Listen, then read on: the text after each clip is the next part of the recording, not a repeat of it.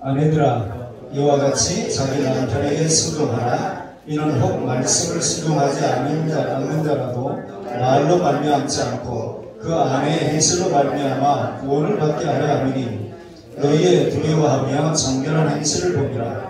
너희의 단장은 머리를 꾸미고 금을 차고 아름다운 옷을 입는 외모로 하지 말고 오직 마음에 숨은 사람을 온유하고 안정한 심령에 썩지 아니할 것을 하라. 이는 하나님 앞에 값진 것이니라. 전에 하나님께 소망을 두었던 거룩한 그네들도 이와 같이 자기 남편에게 순종함으로 자기를 단장하였나니, 사라가 아브라함을 저라 칭하여 순종한 것 같이 너희는 선을 행하고 아무 두려운 일에도 놀라지 아니하면 그의 딸이 된 것이니라. 아멘. 한 주간은 아내들이여, 에베소서 5장 22절에 보면 아내들이여 그렇게 나오죠. 그래서 그렇게 설교를 했더니 그 주간에는 남편들이 조금 기가 사는 것 같고, 그 다음 주간에는 남편들아 아내 사랑하기를, 그거 얘기할 때는 또 자기 아내를 쳐다보면서 들었지? 그러는 것 같아요. 오늘은 그냥 하루에 다 끝내려고 그래요. 아내들아 이와 같이, 오늘 성경 1절에 보니까 베드로 사도를 통해서 집에서 하신 말씀입니다. 아내들아 이와 같이. 가정에서나 교회에서나 여성의 역할은 대단히 중요합니다.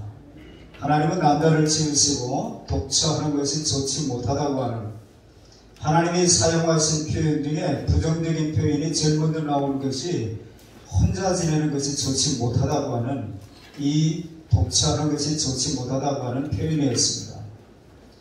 하나님께서 독처하는 것이 좋지 못하다고 판단하셔서 여자를 만드시고 남자에게 직접 끌어오시면서 연합하여 한 몸을 이루라고 하셨습니다. 그리고 배필이라고 하는 표현을 사용하시는데 서로 돕는 자라고 하는 뜻이죠. 서로 돕되 그 도움이 꼭 들어맞는 관계라는 뜻입니다. 그러므로 남자나 여자나 각각 상대방의 도움이 없이는 제대로 이 세상을 살아갈 수 없는 존재라고 하는 사실을 인정하고 배우자를 소중하게 생각하는 그런 마음으로 살아야 될 것입니다. 창조의 원리가 그런 거예요. 하나님의 인간 창조의 목적이 그렇다는 겁니다. 오늘 본문을 보면 아내의 역할에 대하여 강론하고 있는데, 아내들이 어떻게 살아야 되는가. 그래서 오늘 제목이 아내들이여 이와 같이, 그렇게 정한 거예요. 아내는 가정의 보배 정도가 아니라 가정의 전부라고 해도 과언이 아닙니다. 아내가 어떻게 행동하느냐에 따라서 그 가정의 모든 것이 결정이 될 수 있습니다.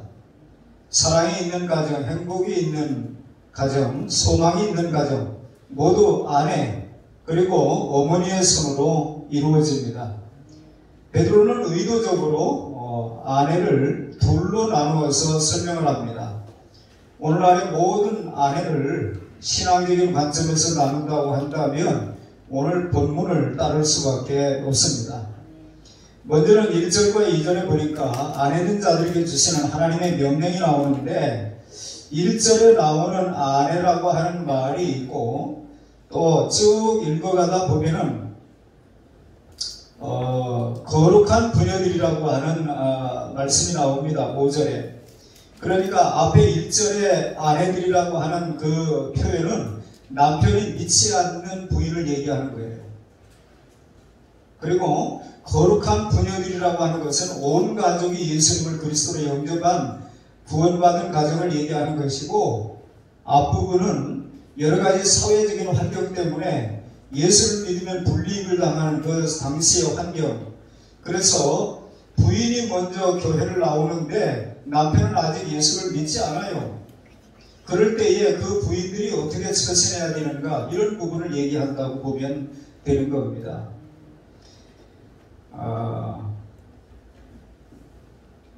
1절에 나오는 아내는 세상에서 살다가 복음을 듣고 예수님을 믿게 된 여인인데, 그런데 한 가지 더 조건이 있다 이 말이죠. 그것은 남편이 아직 예수를 믿지 않는 여인입니다. 한마디로 말하면 아직까지 온 집안이 믿음으로 하나 되지 못한 가정에 아내된 여인을 말하는 거예요. 이런 여인들이 베드로 당시에는 얼마나 많았겠습니까? 오늘 사는 우리도 그렇게 부부가 다 함께 신앙생활을 하지 아니하고 외짝 신앙들이 들어있어요. 옛날에는 아주 많았는데 요즘에는 가정의 평화를 위해서라도 이렇게 좀 나오는 것 같은 분위기가 우리 사회 분위기예요. 옛날에는 뭐 끝까지 고집부리고 나는 상관없다 이런 남자들이 많았는데 요즘엔 남자들이 간이 좀 작아졌는지 옛날에는 굉장히 컸거든요. 그래서 끝까지 고집을 하고 안 나오는 사람들이 있었는데 요즘에는 웬만하면은 따라와요. 그리고 우리 인류의 조상 하와가 아담을 꼬드겼잖아요. 아내가 자기 남편 하나 어떻게 못해 보면 그건 아이의 그 실력이 없는 거예요. 아내가 이쁘면 저같이 말뚝을 보고 도체를 한다는데 아내가 그 정도도 안 된다는 말이에요. 그러니까 그거는 아내 책임이 많다 이렇게 보는 것이고 성경에서도 아내가 할 수 있는 일을 그런 측면에서도 얘기하는 그런 의미가 들어있다 이 말이죠. 세계들을 수 있기를 바랍니다.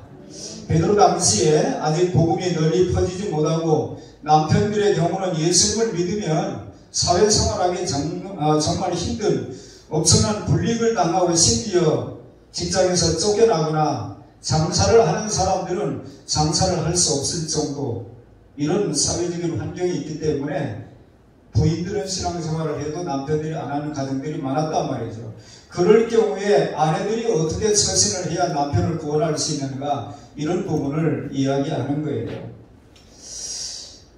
그러므로 중간 결론을 말씀드린다면 남편들이 사회적 분위기로는 예수 믿기가 대단히 어렵지만 가정적인 분위기 속에서 예수님을 믿게 하라고 하는 권면입니다. 중요한 얘기예요.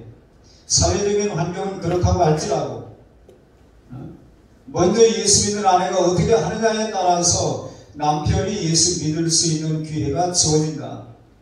우리나라 같은 경우는 먼저 예수 믿게 된 아내들이 이상한 행동을 많이 해가지고 교회를 안 다니는 남편들이 많았어요. 요즘은 그런 이야기가 있었대요. 예수 믿으면 정말 천국 가나? 자기 아내한테 물었대요. 그랬더니 맞다고. 예수 믿으면 누구라도 천국 간다고 그러니까. 그럼 나도 예수 믿으면 당신 가는 천국 가겠네? 그러니까 그렇다고. 그럼 나 안 믿겠다고 그랬다는 거예요. 이게 무슨 의미예요?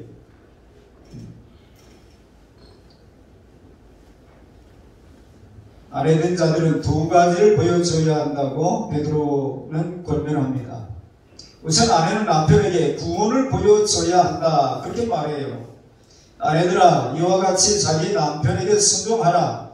이는 혹 말씀을 순종하지 않는 자라도 말로 말미암지 않고 그 아내의 행실로 말미암아 구원을 받게 하려 하매니 너희의 두려워하며 정결한 행실을 봄이라.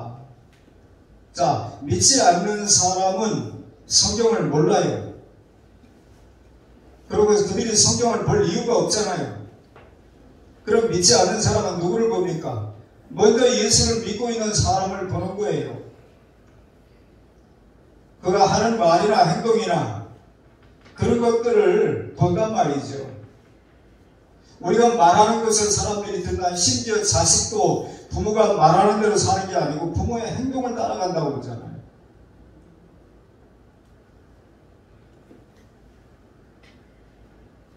아내의 행위를 보고 자신도 구원에 이르도록 예수를 믿고자 할 수 있기 때문에 이런 권면을 하는 겁니다. 사도 바울을 통해서도 가정 구원에 있어서 대단히 중요한 말씀을 해주셨어요.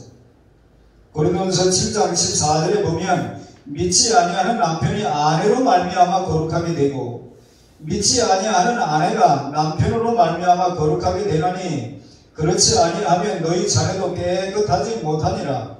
그러나 이제 거룩하니라.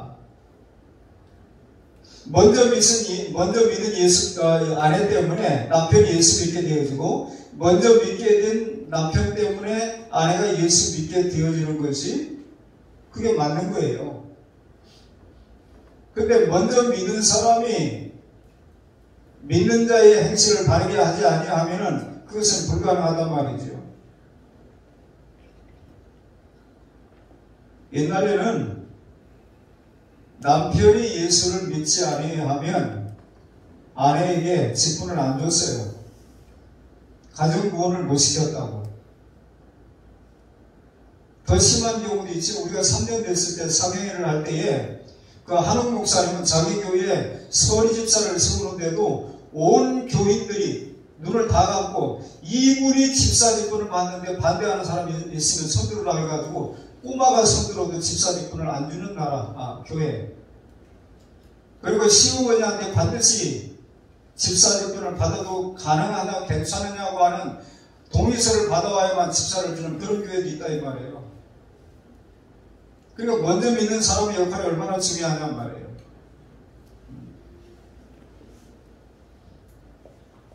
얼마나 시어머니가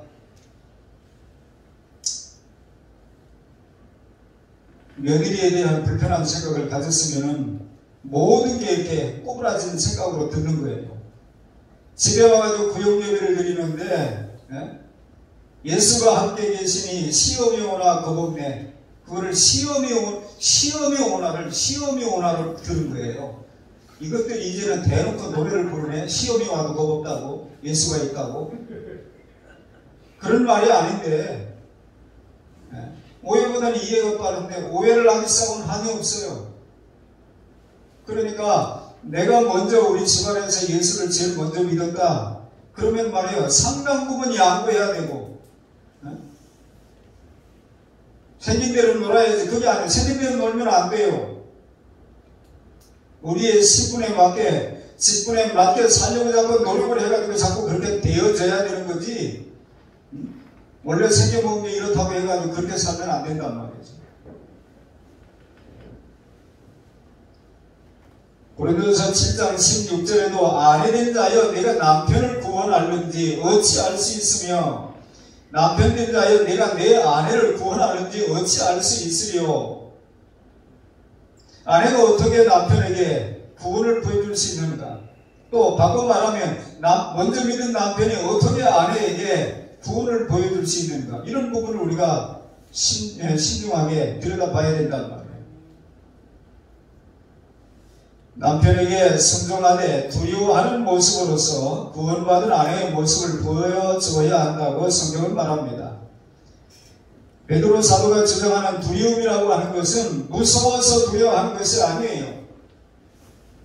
베드로전서 1장 17절에 보니까 외모로 보시지 않고 각 사람의 행위대로 심판하시는 이를 너희가 아버지라 부른즉 너희가 나그네로 있을 때를 두려움으로 지내라. 그렇게 말하는 두려움이 이 두려움이에요. 너희의 두려워하며 2절 말씀에 그런 말씀이 있는데 아니 남편이 왜 무서운 존재가 돼야 되나. 그런 두려움이 아니란 말이에요.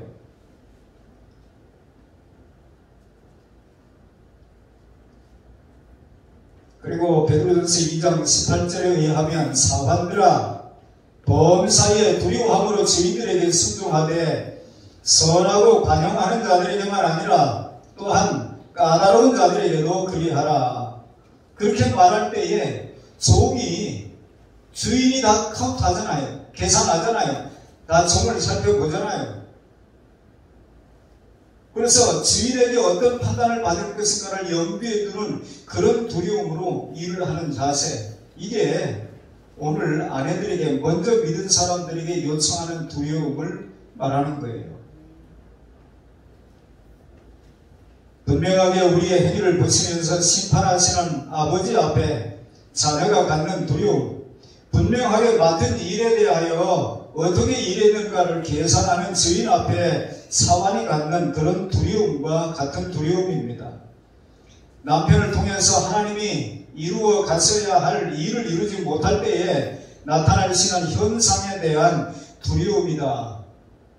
그래서 성경이 말하는 두려움으로 그 의미예요.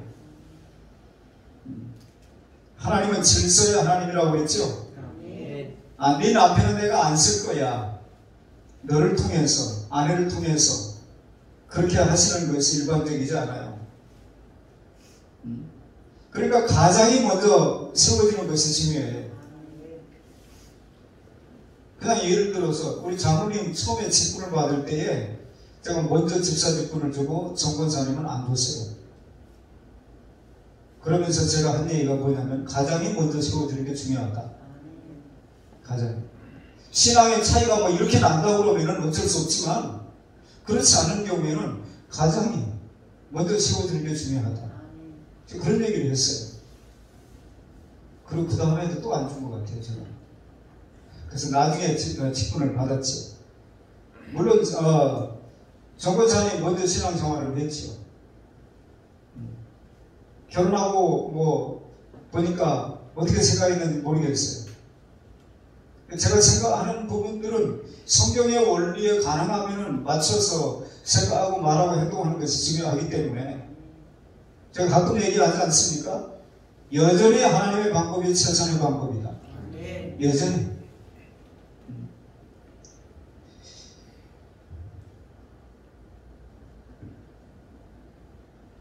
남편을 통해서 하나님이 이루셔야 할 일을 제대로 이루지 못할 때에 나타날 수 있는 일들에 대한 부담을 아내가 갖는 거예요. 또 반대로 먼저 믿은 남편이 생각할 때에 내 아내를 통해서도 하나님이 하시고자 하는 일이 있는데 내가 먼저 믿는 사람으로서 해야 할 일들을 잘 못해가지고 그 믿을 필요 없다. 그래서 복음을 받아들이지 않게 이어진다고 한다면 그런 부담도 남편은 또 가져야 된다고 생각을 해야 될 것입니다. 하나님과 연관된 거룩한 두려움이라고 하는 사실을 기억하시길 바랍니다. 그러므로 결과적으로 남편에게 느끼는 두려움이 아니고 남편이 하나님의 일에 이렇게 쓰임을 받아야 하는데 그 일을 하지 못할까봐 두려워하는, 그래서 남편에게 순종하는 자세를 가지라고 하는 것이 성경의 권고입니다. 오늘날 남편이 믿음 없다고 깔보는 아내들이 종종 있습니다. 뭐 기도도 못하고 뭐도 못하고 그럴 일이 아니에요. 자기보다 믿음이 뭐 없잖아요. 믿음이 없는 것하고 적은 것하고 다른 거예요. 믿음 없으면 어떻게 교회를 나옵니까? 적은 것이죠. 근데 믿음 아예 없다고 판단을 해버리는 경우들도 있어요. 제가 지금도 기억하는 것은 제가 어려서 지원학교 다닐 때에 저희 반사였던 분이 나중에 제가 커가지고 갔더니 장로님이 되셨어요. 나중에 듣는 얘기가 장로님들이 쭉 나와서 찬양을 하는데 그 부인 권사님이 이렇게 앞에 나와서 찬양하는 장로님들 쳐다볼 때에 자기 남편이 늘 제일 선찬한 것처럼 보이는 거예요. 그래가지고 늘 불만이 있는 거예요. 그런데 어느 날 하나님께서 그 부인 권사님한테 내가 왜 내 정을 판단하니? 내가 잘못 세웠단 말이야? 하나님이 그런 마음을 주셨다는 거예요. 썩어도 정치라는 말이 있어요. 장로로 세움을 받을 때는 장로로 세움을 받을 만하다고 세웠다고 생각하는 것이 건강한 생각이지 그냥 세운 거야 이러면 안 된단 말이에요.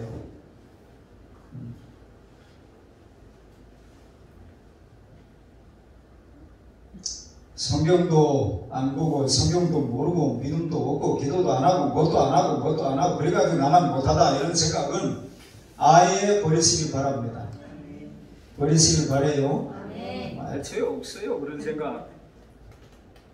그런지는 모르겠습니다만은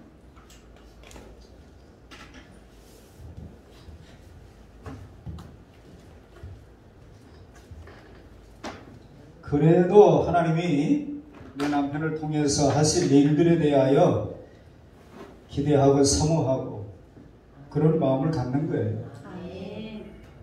아니 평강공주가 바보 온다를 말해요. 사람으로 만드는 거예요. 하나님이 아담이 혼자 독차하는 것을 보고 좋지 못하다고 판단하시고 배필을 주셨단 말이에요. 그럼 아내의 역할이 뭐예요? 도와가지고 온전한 사람 만들어야죠. 그런데 나만 못하다고 계속 쪼아대면 되겠냔 말이에요. 목사님 걱정하지 마세요. 우리 교회는 그런 사람 없어요. 뭐 그러는지 모르겠어요.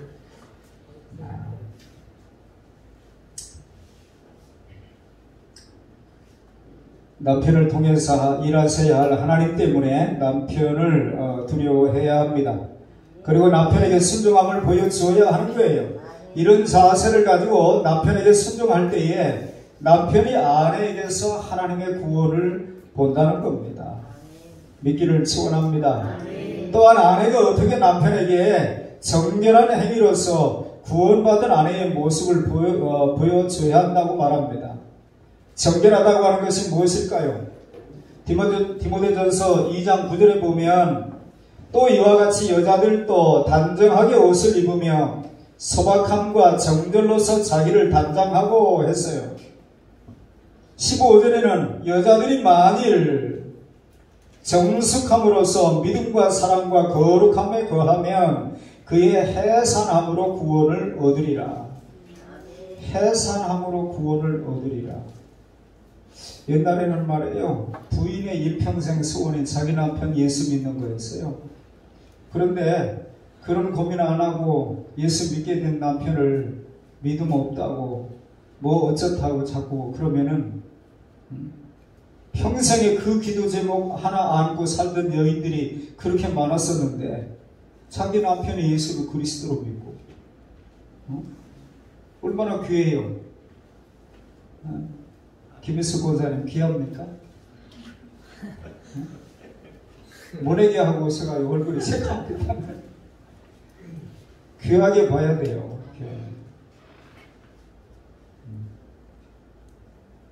물론 늘 제자리에 있으면 안 되지만 아무튼 귀하게 여기고, 부담이 되는 부분들은 내가 기도의 자리로 안고 나와서 하나님께 말씀드려야 될 내용이지 그 사람 앞에서 해야 할 얘기는 아니란 말이에요.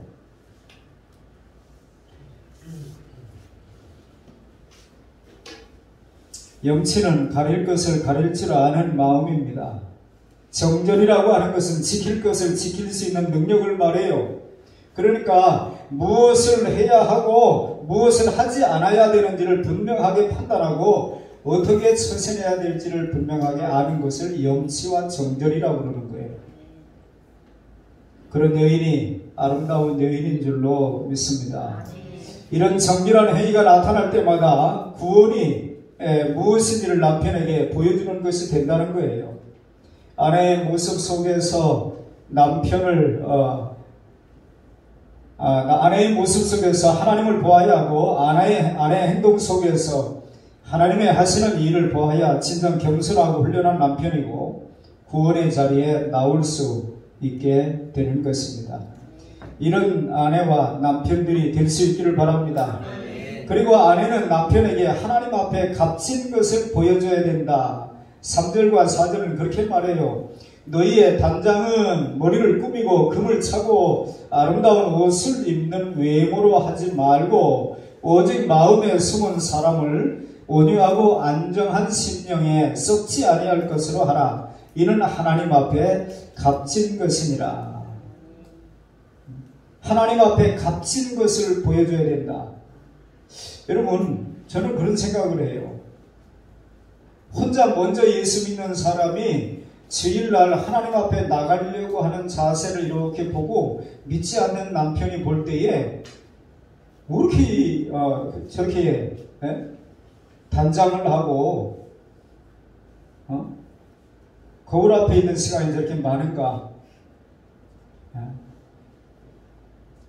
그래야 되는데 그냥 흥크러진 머리로 그냥 아무거나 걸치고 나가고 그러면은 그가 믿는 하나님에 대한 경외심이 생기질 않아요. 여러분이 볼 때는 어떤가요? 저는 가끔 그런 생각을 해요. 제가 하나님을 사랑하는 것만큼, 하나님을 존귀히 여기는 것만큼 하나님을 존귀히 여기는 사람들이 제 눈앞에 많이 나타났으면 좋겠어요. 근데 하나님을 우습게 아는 것 같은 모습을 보이면은 기분이 몹시 상해요. 사람을 만나러 가더라도 누구를 만나느냐에 따라서 미리 가서 기다리죠. 그렇죠.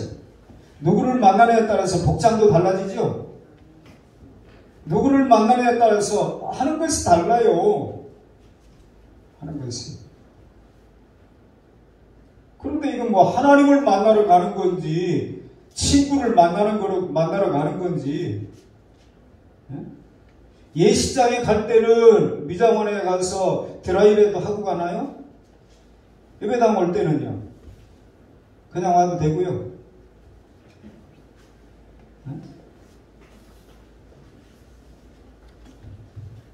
하나님을 하나님으로 대해야 되죠. 하나님을 하나님으로.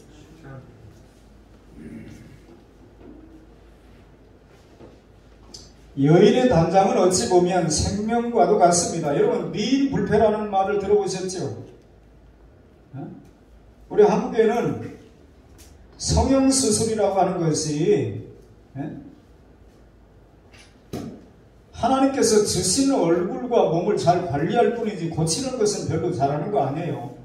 그런데 어떤 불의의 사고를 났다든지 어떤 부분이 지나치게 자꾸 다른 사람 앞에서 자존감이 자꾸 떨어지고, 그래서 심하게 뭐 어떻게 틀어져서 하는 부분을 교정해야 되겠다는 그런 거는 괜찮지만, 더 이뻐지겠다고 하는 마음으로 하는 것은 그거는 잘하는 거 아니에요. 작품에 손대지 마시오. 네? 나도 걸작품, 너도 걸작품. 네? 아니, 미술관에 가면은 작품에 손대지 말래요. 사람이 만든 것도 그 만든 사람의 의도가 있다 이 말이에요. 근데 자꾸 손을 댄단 말이에요. 나이가 들면 손댄 사람들은 다 표가 나요. 그리고 아이를 낳고 보면은 이게 어미 애비가 작품에 손대고 그랬는지 안 됐는지 또 나와요. 당장 탈로 납니다. 탈로 나요. 그리고 늙을수록 이게 손댄 것은 나중에 후유증이 생겨요. 자, 광어를 먹는데 자연산 광어를 드실래요? 아니면은 자연산이면 어떻고 양식이면 어떠냐 그렇게 생각하겠어요? 자연산이 좋다고 그러잖아요. 근데 왜 자기는 자연산에 안 되려고 그러는지 모르겠어요. 아무튼 여인들의 그 단장이라고 하는 것은 성경에 보면 아주 놀라워요. 심지어 죽음을 앞에 두고서도 단장을 하는 여인이 나오잖아요. 제가 장례를 치르는 데도 가보면은 그 화장을 또 해주더만요. 이미 다 생명 떠났는데 화장을 해줘요. 화장. 자, 이사야서 3장을 한번 펴보세요. 이사야서 3장 16절을 한번 봅니다.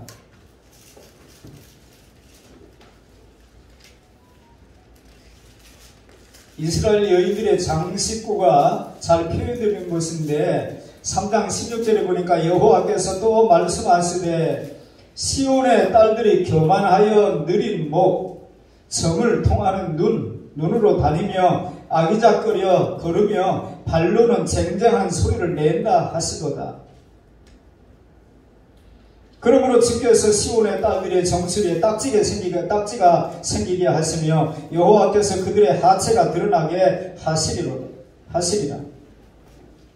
주께서 그날에 그들이 장식한 발목고리와 머리에 망사와 반달 장식과 귀고리와 팔목고리와 얼굴 가리개와 화관과 발목사슬과 띠와 향압과 호신부와 반지와 코고리와 예복과 겉옷과 목도리와 손주머니와 손거울과 세마포 옷과 머리수건과 너울을 제하시리니 그때에 썩은 냄새가 향기를 대신하고 녹군이 띠를 대신하고 대머리가 숱한 머리털을 대신하고 굵은 베옷이 화려한 옷을 대신하고 수치스러운 흔적이 아름다움을 대신할 것이며 너희의 장정은 칼에 너희의 용사는 전란에 망할 것이며 그 성문은 슬퍼하며 곡할 것이며 시온은 황폐하여 땅에 앉으리라. 여러분이 세번역 성경으로 읽어보세요. 좀 쉬운 표현으로 해놨으니까. 우리가 사람에게 보이려고 자꾸 꾸미는 것들이 이게 무슨 문제가 되는 건지. 그러면은 예수 믿는 사람들은 단장도 하면 안 된다는 말입니까? 그런 말은 아니에요.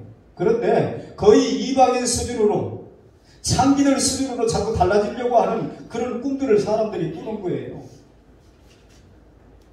텔레비전에 나오는 연예인들 하고 다니는 모습을 보면은, 아니, 이 사람들은 자기 몸을 상품으로 생각하는가 봐요.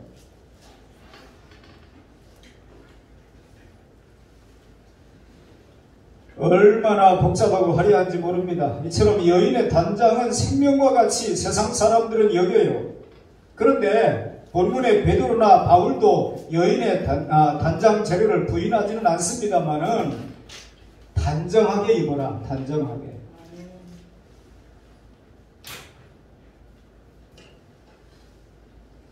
어디서 그런 거는 자꾸 들여오는지 모르겠어요. 언젠가 보니까 바지를 입었는데 뭐 똥을 한 바지에 싼 놈처럼 이렇게 바지가 이렇게 내려와가지고 그런 뭐 이상한 바지를 입고.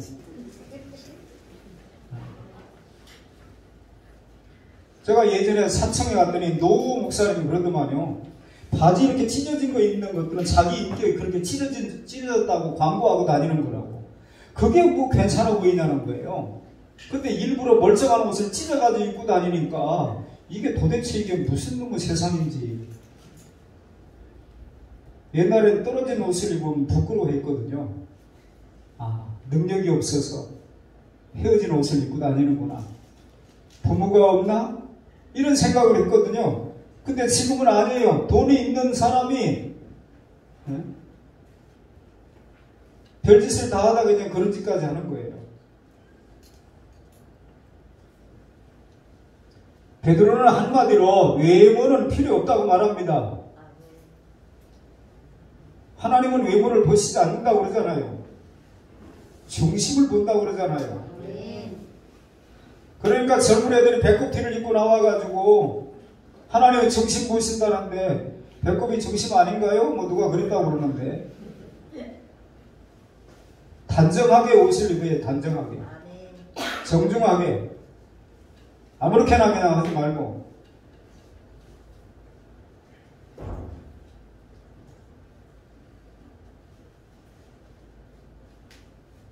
여자들도 단정하게 옷을 입으며 소박함과 정제로서 자기를 단장하고 따은 머리와 금이나 진주나 값진 옷으로 하지 말라고 하는 거예요. 자꾸 사람들은 하려고 그래요.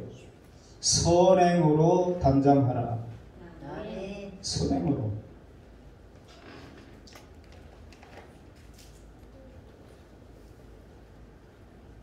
머리를 꾸미고 금을 차고 아름다운 옷으로 하는 단장은 그리스도인으로서는 필요 없다는 거예요. 단지 마음에 숨은 사람, 즉 속사람을 단장시켜서 아내의 훌륭한 모습을 가지게 되는 것이라고 성경은 말하는 거예요. 그러면 여전히 성경이 진리잖아요. 세상이 아무리 바뀌어도 성경이 진리지. 세상이 바뀌었습니다. 그럼 성경도 바뀌어야 되나요? 바뀌면 진리가 아니죠.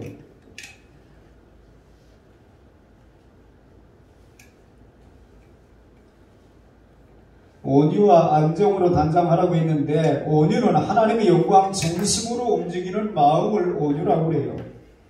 안정은 하나님으로 인하여 누리는 평강을 말합니다. 하나님의 영광과 하나님이 주시는 평강으로 마음을 단장한 여인들이야말로 하나님 앞에 값진 것, 하나님의 구원을 보여줄 만한 것이라고 성경은 이야기하는 거예요. 그렇게 살아가시기를 축원합니다. 그러므로 외모 지상주의에 빠지면 안 됩니다. 자기 마음대로 자기 몸을 잘 가꿔야 되는 것은 필요하지만 자기 마음대로 이렇게 하는 것은 옳지 않다 이 말이에요. 배우자를 고를 때에 외모와 조건을 중요하게 생각하면 결혼에 순탄할 수 없어요. 성경이 가르치는 거예요. 인격과 지혜를 봐야 됩니다. 우리 청년들, 결혼을 아직 안 한 사람들 따라서 한번 하세요. 인격과 지혜를 보아야 한다. 시생이가 제일 먼저 가려나 그렇지? 인격과 지혜를 봐야 돼요. 아멘. 또 뭘 봐야 돼요? 신앙과 삶의 자세를 봐야 됩니다. 따라합시다. 신앙과 삶의 자세를 봐야 된다. 그게 중요한 거예요. 그게 얼마 버는데 요즘에 말이에요. 돈 적게 벌어서 못 사는 거 아니에요. 욕심 때문에 그렇지. 옛날에 더한 세상도 우리가 다 살아냈는데 저는 아무것도 없는데 장가 간다고 그랬어요. 아무것도 없는데 신학교 간다고 그러고. 그러니까 다른 사람이 걱정하더만요. 제가 걱정하면 제가 걱정하는데 제가 걱정 안 하면 다른 사람이에요. 성경은 뭐라고 말해요? 너희 염려를 다 주께 맡기라고 그래요. 맡긴다고 하는 꼴이에요. 꼴. 이렇게 산꼭대기에서 저 밑으로 던져버리는 거예요. 아니 맡기라는데 안 맡겨요. 맡기는 것만 책임져요. 목욕탕 주인도 주님께 안 맡기면 주님 책임 안 져요. 안 맡기면 내가 책임져야 돼요.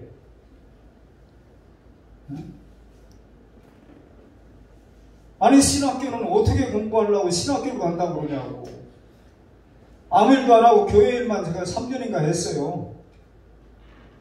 왜냐니까 목사님 혼자 그 일을 못 하시겠더라고. 그래서 제가 좀 돕지요. 뭐.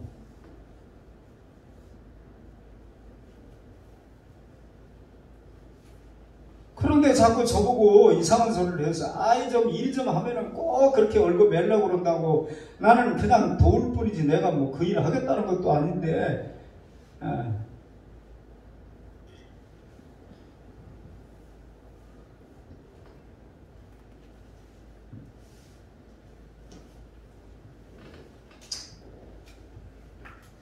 지금 약간의 조건이 부족할지라도 서로 협력하고 돕고자 하는 자세만 있으면은 얼마든지 살아요.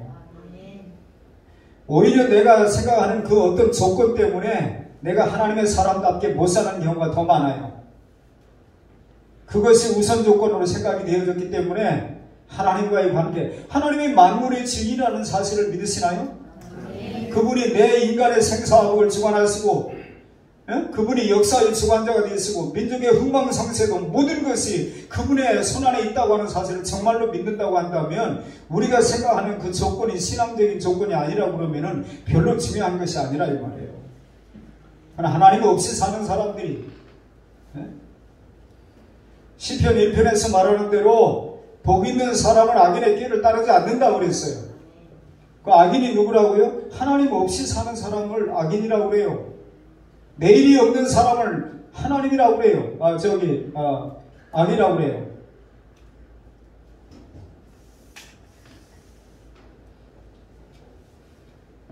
사람이라고 하는 말이 원래 위의 것을 찾는다, 하늘에 소망을 두고 산다, 그런 말이거든요. 그런 사람이 아닌 것은 사람 같지만 사람은 아니에요.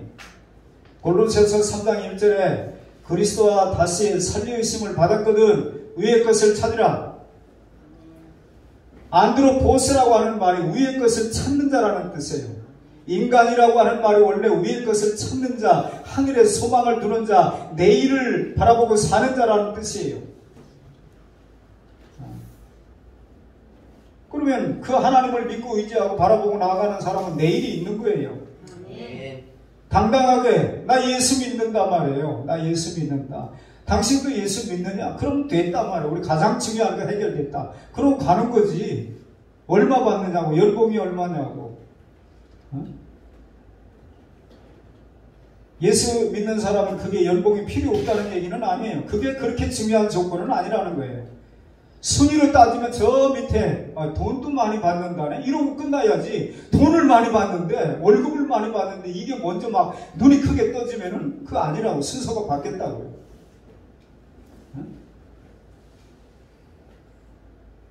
제일 마지막에 예수는 믿는데 이렇게 나오면 안 된다고요. 예수 믿는 게 우선이야.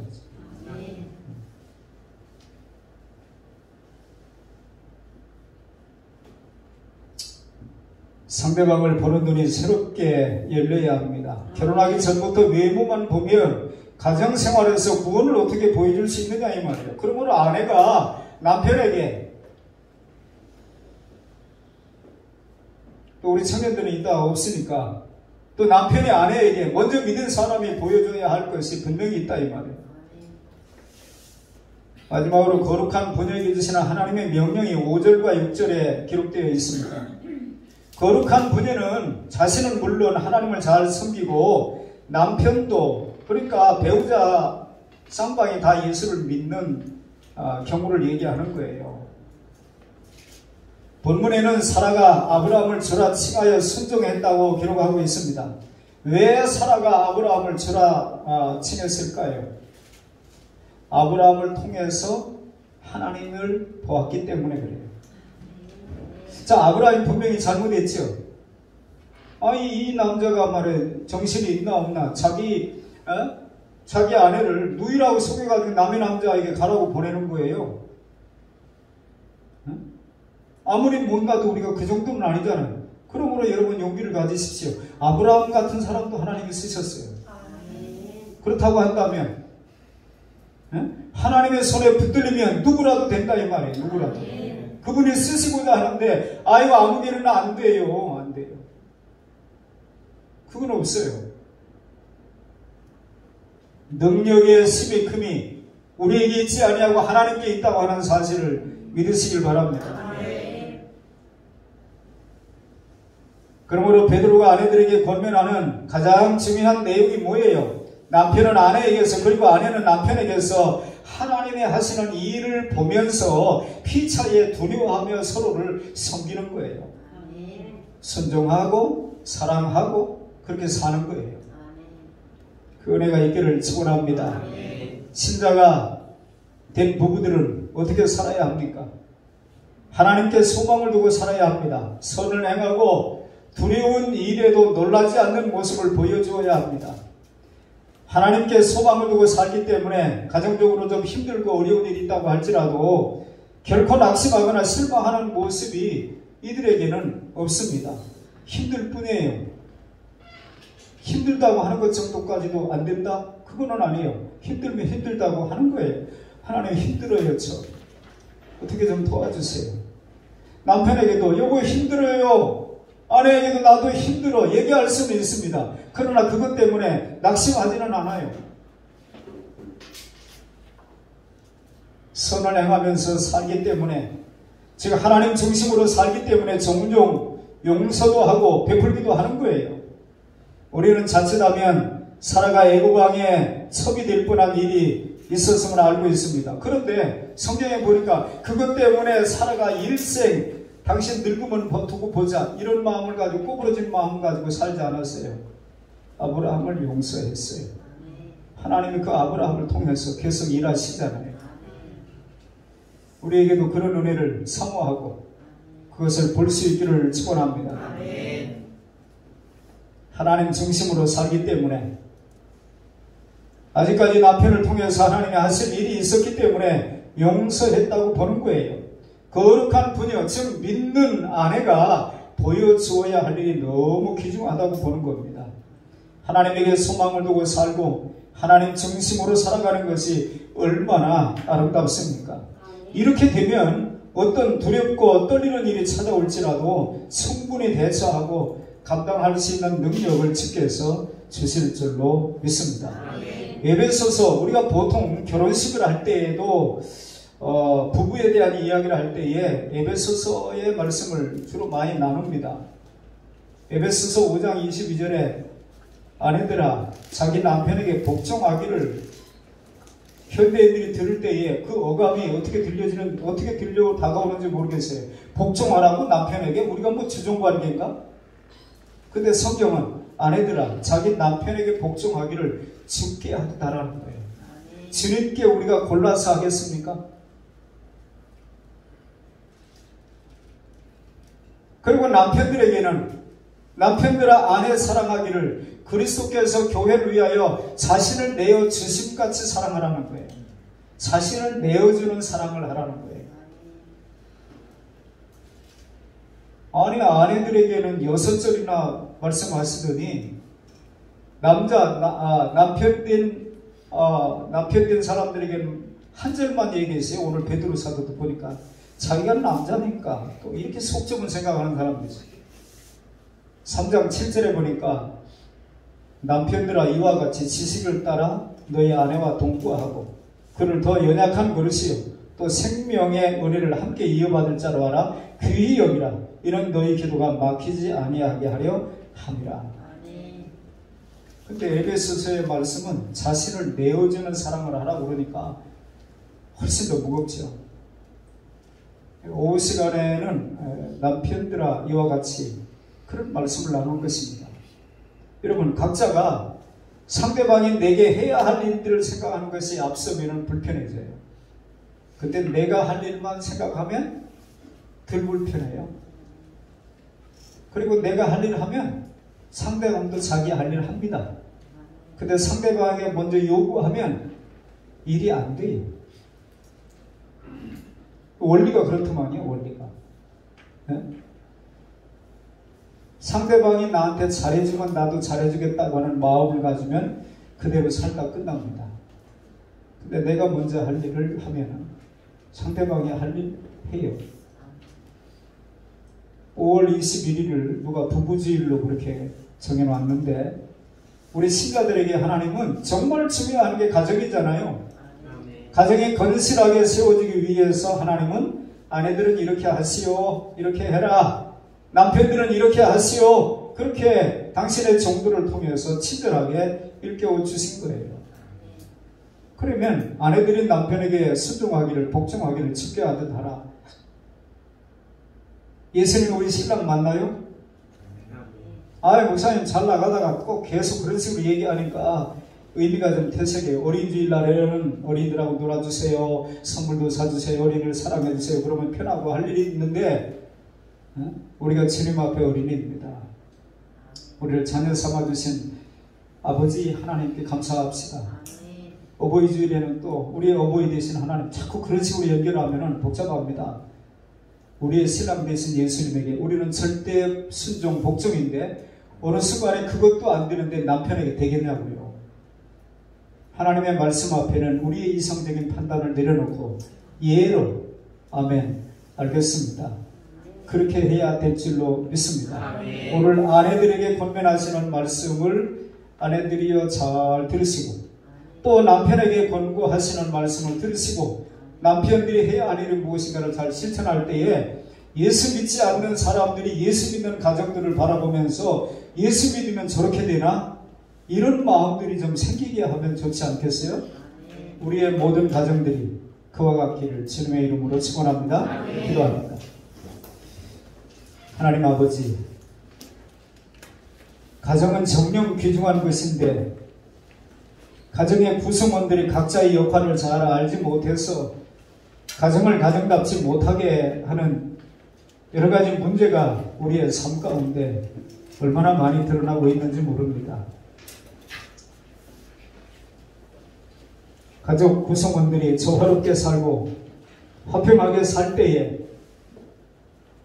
여러 가지 약간의 부족함이 있다고 할지라도 큰 문제가 되지 않을 것인데 우리는 우리가 생각하는 어떤 조건들이 잘 충족이 되어져야 신불신간에 아무런 문제가 없을 거라고 생각하는 동일한 생각을 갖는 경우들이 많습니다.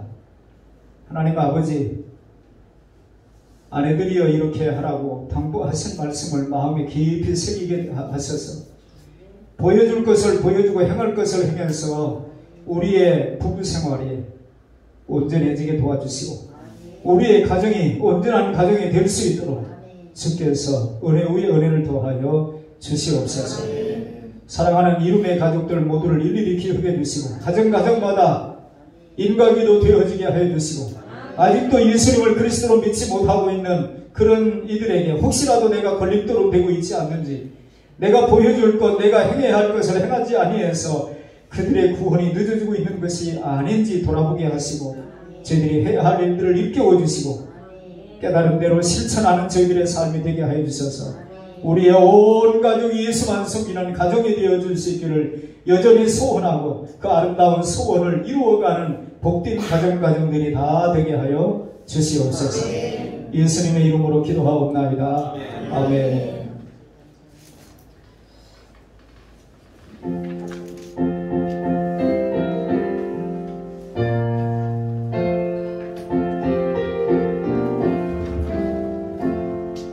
우리 주님 모신 가정 복되고 높은 가정 때로나 즐거우나 주를 위해 살아가리 온 식구가 모여한다 즐거움께 찬송하리 지금까지 지내온 것 주의 뜻이대로다 주의 자녀 모여하며 주께 기도를 드리오니 가족들의 건강함과 화목함을 주옵소서 슬플 때가 위로함과 괴로울 때 평안함을 험한 세상 살아갈 때 환란에서 구하소서 주를 사모하는 가정 변치 않게 하시옵고 이 가정의 주의 은혜 넘쳐나게 하옵소서 자신 상처 주의 사랑 강물같이 흘러넘쳐 따뜻하고 평화로운 보름달이 주옵소서.